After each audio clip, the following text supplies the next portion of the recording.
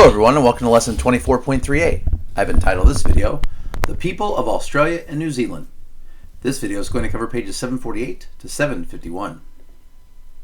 Life in the region. European culture exercises the most influence in Australia and New Zealand, but indigenous cultures also play an important role. In recent years, Asian influences have increased in the region. The people of the region. Australia and New Zealand are multicultural lands. They have diverse human populations where different cultures, languages, and lifestyles are mixed together. New Zealand has had a diverse population for much of its history.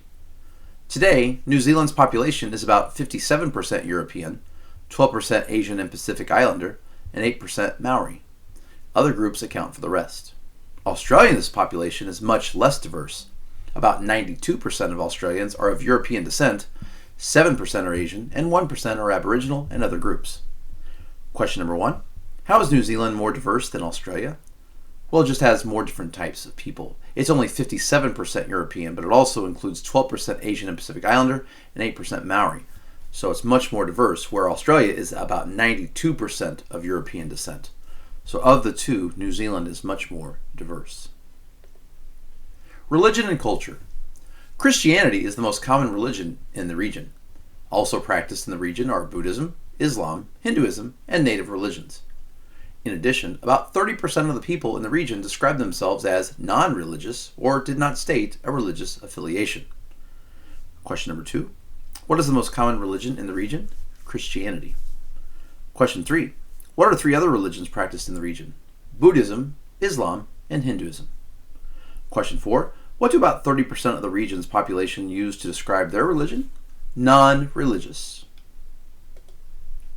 English is the official language in Australia.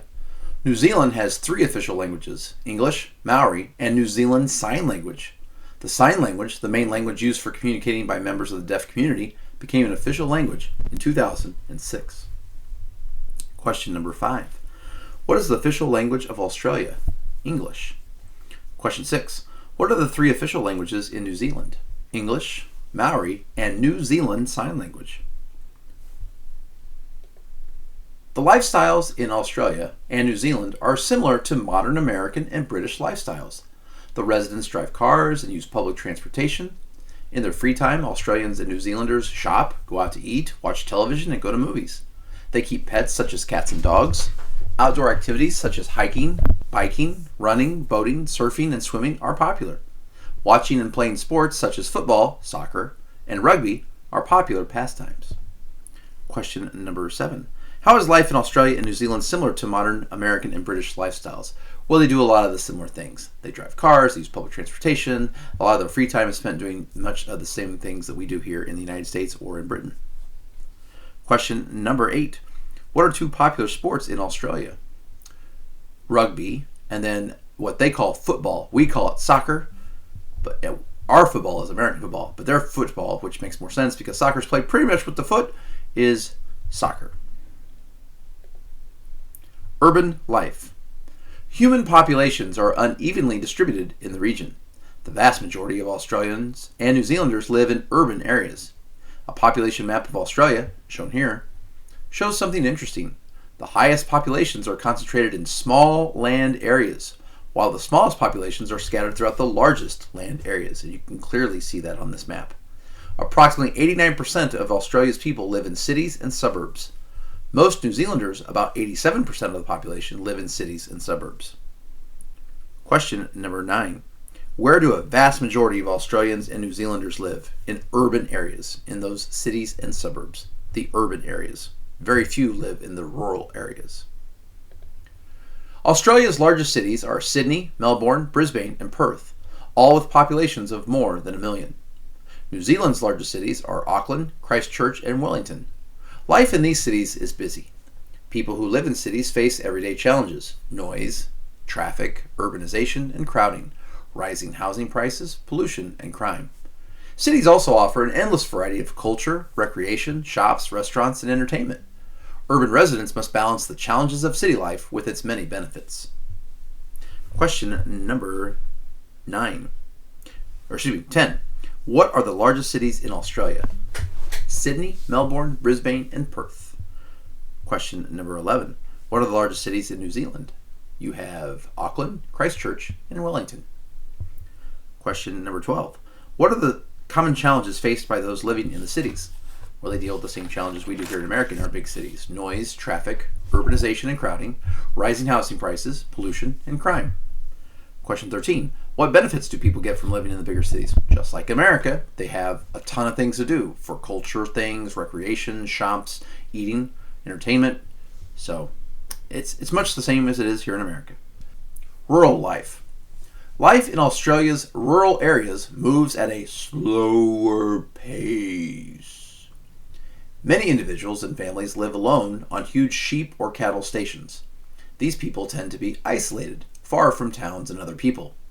Farm life can be hard, with work from sunrise to nighttime. The term bush means any large undeveloped area where few people live. The phrase in the bush can refer to any location that is wild, unsettled, and rough, such as the Australian outback. Rural areas in New Zealand are not as remote as those in Australia, because New Zealand has a much smaller land area. Lush pasture lands can feed herds of sheep and cattle on fewer acres than the dry Australian outback. As a result, New Zealand farms are located closer together, and farm families have more contact with friends and neighbors. Many people in rural areas live near small towns where they can shop and interact with others.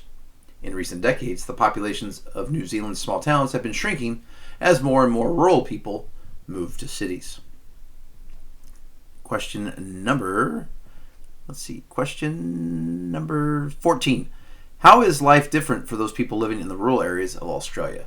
Life moves at a much slower pace. There aren't as many people, and it can be hard work working in the agricultural parts of the rural parts of Australia. Question number 15. What does the phrase bush or in the bush mean to the people of Australia? Well, that means basically any of those large undeveloped areas where few people live. It's wild, it's unsettled, it can be rough, it can be tough. Question number 16. How are rural areas in New Zealand different from rural areas in Australia? Well, because Australia is much bigger, the rural areas in New Zealand, the people are closer together, so they have more contact with other people, like with friends and family. And many of those people in those rural areas in New Zealand actually live near small towns, so they can still get some shopping and interactions with other people. Australian English. Australians are famous for their use of nicknames and slang. Australian English, called Strang, has a unique vocabulary made up of Aboriginal words, terms used by early settlers, and slang created by modern Australians.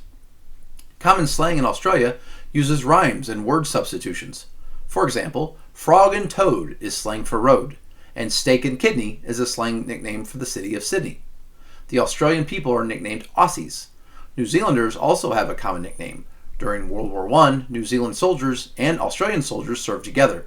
The Australian soldiers nicknamed the New Zealanders Kiwis. The nickname is still used today, even by New Zealanders.